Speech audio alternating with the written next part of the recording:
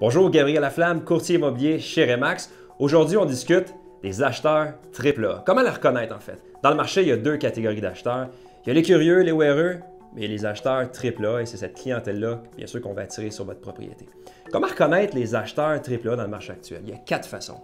L'acheteur qui est réellement sérieux doit acheter dans un horizon de 30 à 60 jours et la plupart du temps est accompagné d'un courtier immobilier parce qu'il a vendu sa propriété et il doit obligatoirement trouver une propriété rapidement.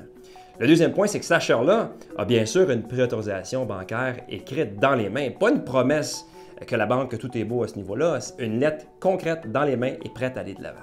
Le troisième point, l'acheteur AAA a bien sûr fait ses devoirs. Il a visité des propriétés, il sait exactement où acheter.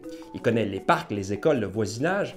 Puis le quatrième point, c'est que s'il visite votre propriété et que ça convient, 24 à 48 heures suivant la visite, vous allez avoir une offre d'achat, pas 1 ou 2 semaines après.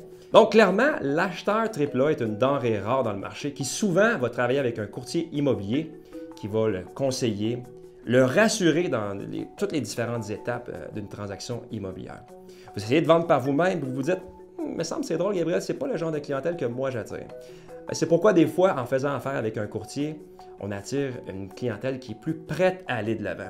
Souvent, les gens qui me choisissent, après avoir essayé par eux-mêmes, me confient « Gabriel, la semaine passée, j'ai fait une visite libre, j'ai eu 10 personnes qui sont venues visiter. Il y en a 3 là-dedans qui étaient vraiment intéressés. » Une semaine après la visite libre, aucune nouvelle d'aucun acheteur. Malheureusement, c'était des curieux.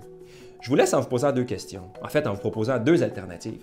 Si vous aviez le choix entre faire le ménage 37-38 fois pour vendre la propriété à des gens plus ou moins sérieux, ou faire le ménage peut-être 7-8 fois pour attirer vraiment la crème de la crème, laquelle alternative choisiriez-vous?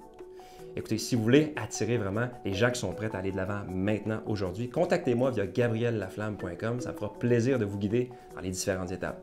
Au plaisir de vous aider. Bonne journée!